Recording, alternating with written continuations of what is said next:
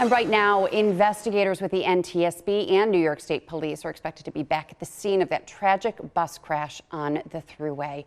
As we've been reporting, on Friday, a tour bus carrying 54 people crashed and rolled over in Pembroke. And this is drone video of this scene. We know 5 people died, many others are injured. And joining me live in studio is State Trooper James O'Callahan with New York State Police. Thank you so much for being here. We know you've gotten a lot of media requests because this is not just a story that's impacting Western New Yorkers, but it's also gotten attention nationwide and internationally also. So we appreciate you being here. Thank you. So what is the latest on the investigation this morning, and what do we know about the victims who are still hospitalized? So you gave out the victims hospitalized. We have a bunch at ECMC. We have some at Strong. We have one still a little shy. So they're still pending. They're not critical condition, but they're being treated. They may be there for a while as well. When we look at the totality of this collision, we go through a lot of factors. Now, there's a lot of assets within the New York State Police that have their hand in this. Collision reconstruction unit, our commercial vehicle unit, obviously for the inspection, and then we have our Bureau of Criminal Investigation, which would be looking at if charges are applicable on this or if there's some sort of criminality to it.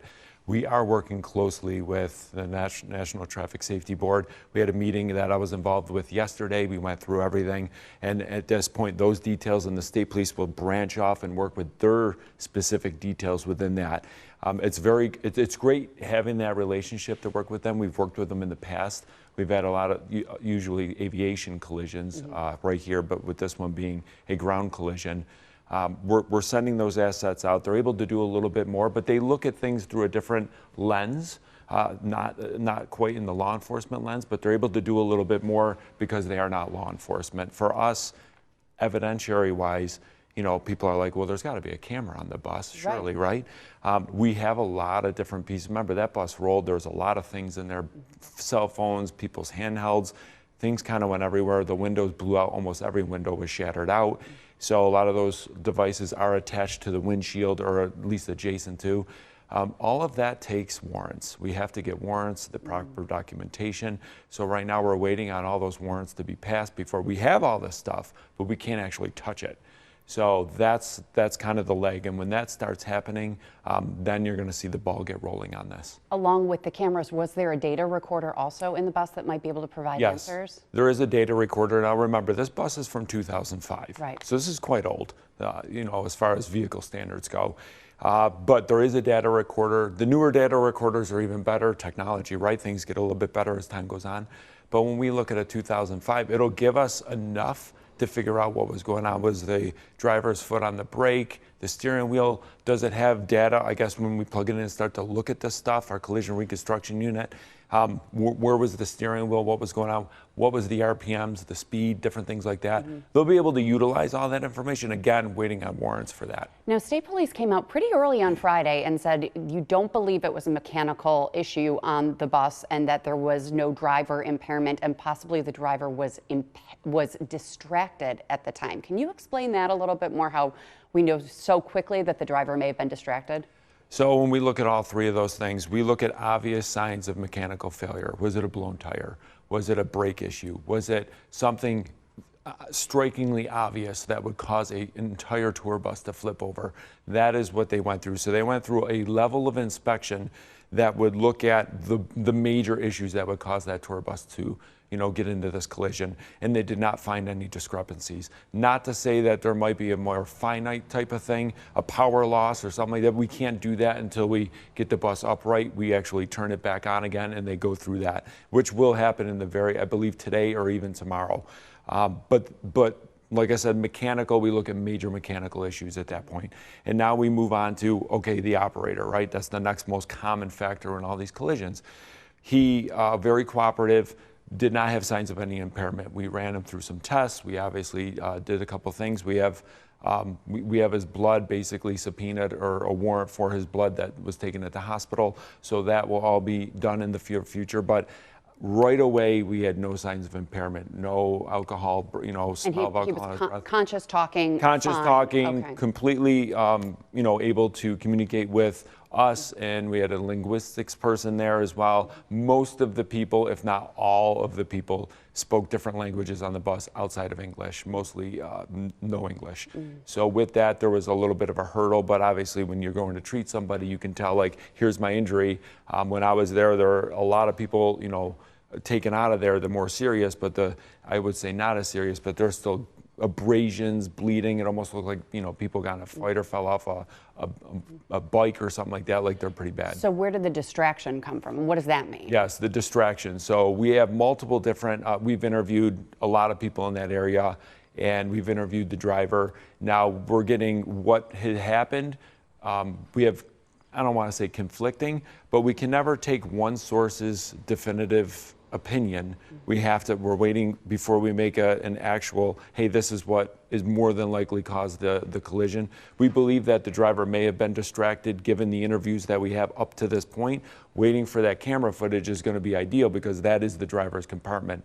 Like I said, we're not going to take one or two persons, you know, like, well, this is what, because it's all partial. It's like, well, I saw him doing this, and then the driver says, well, I was doing this.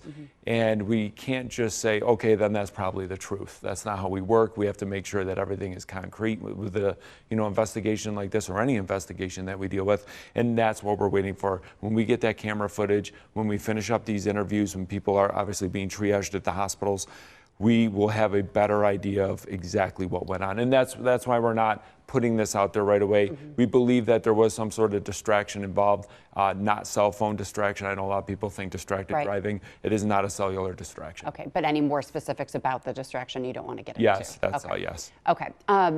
His record, though, is clean, the driver, as far as any previous incidents with him driving a bus? Nope, he's got a valid license to drive that bus, the tour bus. Actually, all the inspections were up to date. There was no issues as far as the bus or the driver. Everything was as it should be when you get on those things. As you would expect to be a passenger, you know, a paying customer, to get on that, everything was good to go. Okay, Trooper O'Callahan, you were there that afternoon. Correct.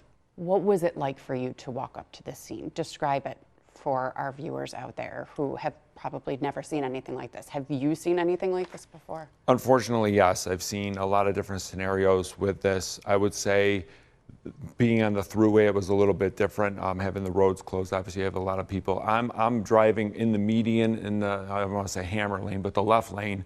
You know, median going up, but the rows and rows of cars and people and families waiting. I mean, that's the first thing you see, right? People, what's going on? Why are we here for so long? And then I get to the scene, what you're seeing right now. And the amount of EMS workers and the amount of people trying to assist, you have pockets of different youths, different age people with blood coming out of them, either out of their face, their arms, their limbs, pretty good gashes, broken, you know, body parts. And then you have obviously the deceased being removed from the area. We have obvious deceased, and just the full amount. I mean, you have debris everywhere. Things were thrown out of the bus itself, glass everywhere. And at the same time, you're trying to keep and preserve the evidence as best you can. But it is, I don't want to say chaotic, because everyone's got a task, but it is overwhelming if you've never seen something like that. And that is where our veteran troopers, that's where our veteran EMS and fire come in. They know what to do. They've trained for this. They've done multiple trainings. We've done multiple trainings a lot of times with first responders, but it's different when you go from training to reality. And this is where a lot of the new guys get to learn on things like this. But at the same time, you're not focused on the overwhelming gravity of this. You're more or less focused on treating people. How can we help? We have the language barrier, but you can understand this person's hurting. Let me cover this up. Let me get you aid. And it was something. The one thing that I've never seen before was the amount of mercy flight, like the helicopters coming in. They were coming in almost like militarily style. They would come in a line and literally land right down the median, you know, 3-4 deep. I've never seen that before. It was interesting to see. I guess every time I go to something like this, it's like, oh wow, it's something new. But it was cool to see that happen, because we were able to get people who really, really needed assistance immediately out of there as fast as we can. And I guess that is one of the best parts of this area. That's why we're seeing all the different hospitals being utilized, because we can't overwhelm one of them. But it was great to see the first responders, the medical Mercy flight, and all of these, we have all these events, we have the bash and all these things coming up where that is the reason why they do this, because when we really need and the public really needs something, they're there. Right, and there were four Mercy flight helicopters that were called. I did see a post that's been shared thousands of times on social media from a volunteer firefighter from the Pembroke Fire Department. And he said that he was one of the first on the scene with just 5 Pembroke volunteer firefighters. And it was so overwhelming for these guys who he said were between the ages of 50 and 72 to come up to this mass casualty scene. And he was so taken aback by the mutual aid that responded, how many different departments, firefighters, police agencies, and how well you all worked together. And he said it just made him so proud to be a volunteer, to see the professionalism that happened that day. And when you said it also of just how everyone worked together, explain that for me a little bit more, just about all of that training really coming together in this moment. It is. I can't imagine, and I could totally understand. There are things I've rolled up to where I'm like, wow, this is big, and where do I start, right? Where's the beginning? Like, how do I start this? But to have help, and you got to remember, a lot of people in law enforcement, first responders, your fire, these are people that took these careers or these paths because they inherently want to help people. So when you show up and that is your goal, your heart's goal, and you show up and you're doing these things, it is obviously sometimes overwhelming, but at the same time you feel that sense of, hey, I'm truly going to make a difference in this person or this person over here's life. And when you have that kind of help and that brotherhood come together and everyone's doing their part and assisting, hey, what do you need? Hey, can you go get this? Hey, we need a bandage, a tourniquet.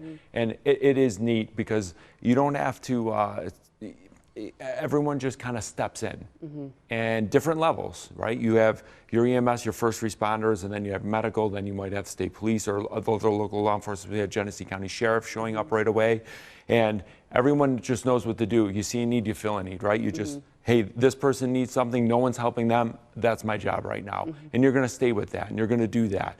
And that is the goal, that is the primary objective of our things. We can't change the collision. The collision had happened. What we can do at that point in time is help the people that need it. And that's what we do. How did that happen? With the language barriers, were there interpreters that were brought in? Did we just use translation on our phone, or do you have certain interpreting devices to help communicate with these victims? So you just want to calm them. I'm sure they're so scared and shocked in that moment. What do you do with such a language barrier with so many people from China, India, the Philippines, the Middle East we're hearing? What happened with that interpretation? That's a great question. When you're in such a stressful moment like that and in need of help, sometimes you understand people even if you don't have that connection with language. You're looking at them, you're understanding, hey, I'm hurt, point to this, and they'll figure it out. But we do have a language line that was used quite a bit. The state police use a language line. So it's basically over the phone, and you put it on speaker, and you go back and forth. It's like having an interpreter on your cell phone. So we had that. Then we have obviously people that can speak sometimes different languages. We had Homeland Security show up. They had a few interpreters. We have a few interpreters. But that's not immediate. That takes a little bit. So a lot of that language line was used. We have Google Translate. That worked until we had so many people in the area, the cell phone service, between the 90 being so jammed up with people, everyone on their phones, plus our area. It was the cell phone kind of diminished after a while when it came to that. But in the beginning, it's basically me looking at you. What are your needs? Even though I can't understand you, we will figure this out. And that's what it comes down to. And triage at that point could be very difficult because they may look or appear like they have minimal injuries, but you never know what's going on the inside of the body. And that is one of the hard parts about doing, that first triage. Yeah, being there for them physically, but also emotionally is mentally, absolutely. Such a big part of the job. Thank you for your heroics along with all of the other first responders that day, and thanks for being here to update us on the latest on this tragedy with this bus crash in Pembroke on Friday. Thank you, we really Melissa. Appreciate it. And we'll be right back after this.